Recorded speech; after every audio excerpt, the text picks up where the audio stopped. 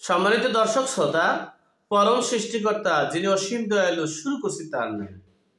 আজকের বিষয় ধানমন্ডি ৩২ যেভাবে আগুন দিয়ে পুড়ে, সরকারি বুলডোজার দিয়ে পুড়ে, সেখানে যারা নারেং তাকবীর আল্লাহু আকবার বলে যারা নৃত্য করেছিল, তাদের একজনের হবায় কেবল শুরু।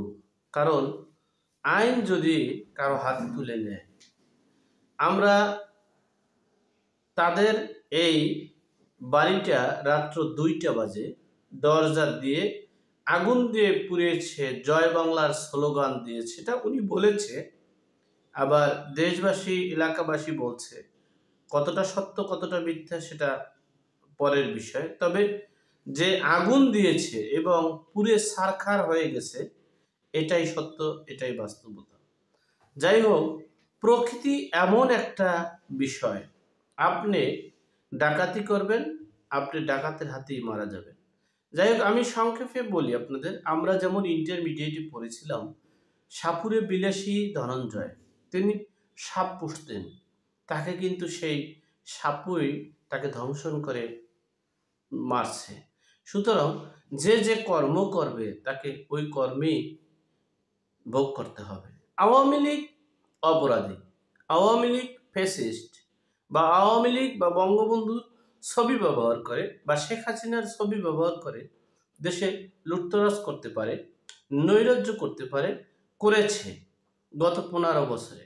তারা যারা প্রত্যক্ষ অপরাধী, তাদেরকে বিচারের আওতায় আনতে হবে, তাদেরকে বিচার করতে হবে। কিন্তু সেই বিচার তো আমি করতে পারি না, তার বাড়িঘর তো আমি লুটপাট করতে পারি না, আমি মেট্রো রেল পুড়িয়ে দিতে পারি না, আমি পদ্মা সেতুর টোল পুড়িয়ে দিতে পারি না, আমি দেশের রাষ্ট্রীয় সম্পদ পুড়িয়ে দিতে পারি না, আমি থানা পুড়িয়ে দিতে পারি, এটা আমার অধিকার না।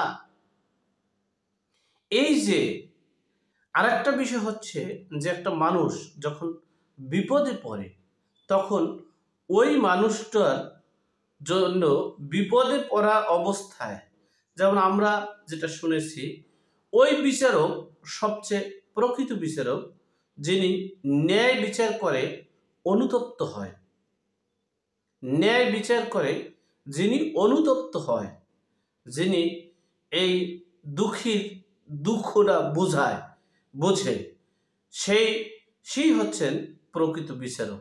তো একজন বিপদে পড়েছে, আপনার অনেক ভালো হয়েছে বা আপনার উপকার হয়েছে বা আপনি খুশি হয়েছেন, কিন্তু সেটার জন্য আপনি উপহাস করতে পারেন না।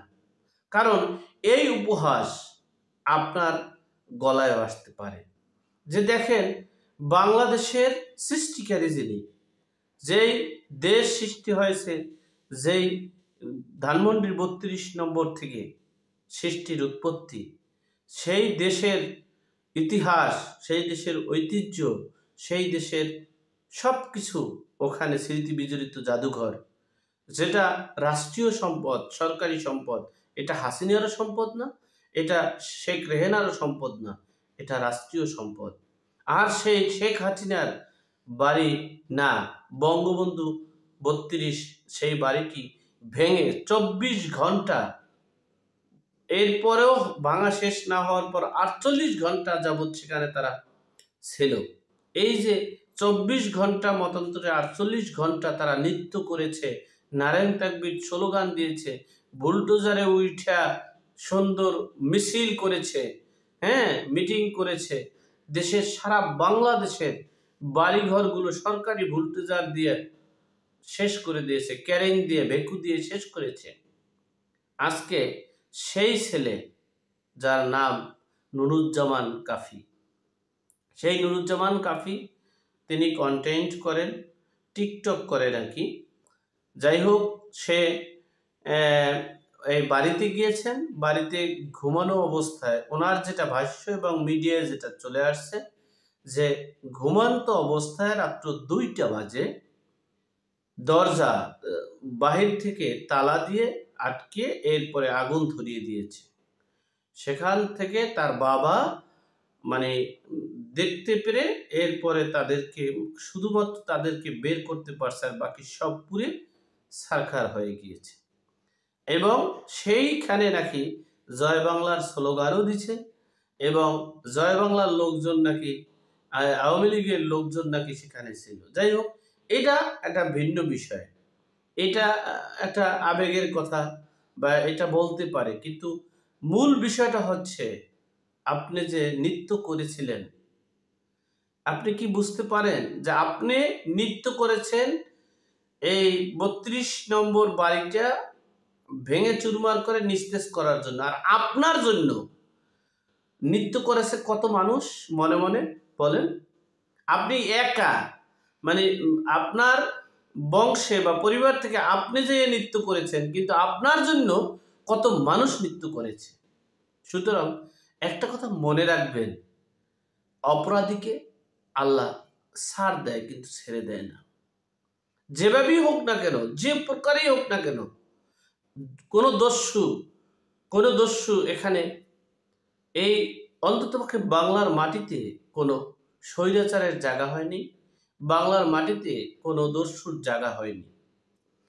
দেখেন, এই যে এই অভিযান, এই ডেভিল হান্ট নামে যে অভিযানটা, সেটা এই ডেভিলদেরকে পাশে রেখে ডেভিলরা চিহ্নিত করে দেয় কাকে ধরবেন, কাকে নিবেন, কাকে গ্রেপ্তার করবেন। ডেভিলরা চিহ্নিত করে দেয় কাকে ধরবেন, কাকে মারবেন, কাকে গ্রেপ্তার করবেন, কার কাছ থেকে টাকা নিবেন।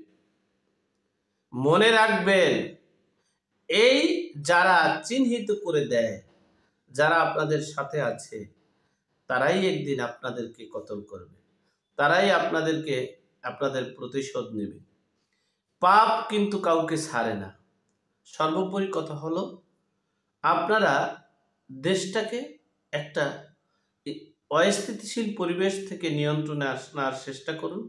আমি সমন্বয়কারী বৈষম্য বিরোধী ছাত্র সহ উপদেষ্টা মণ্ডলীদেরকে বলবো, প্রকৃত যারা এই ডেভিল, সেই ডেভিল যারা আছেন, প্রকৃত যারা অপরাধী, এই দখলবাজি, নৈরাজ্য, লুটপাট, চাঁদাবাজি যারা করতেছে এবং মানুষের নির্বিচারে হত্যা করতেছে, নির্বিচারে গুম করতেছে, নির্বিচারে অপহরণ করতেছে, নির্বিচারে নির্যাতন করতেছে, তাদেরকে বিচারের আওতায় আনুন।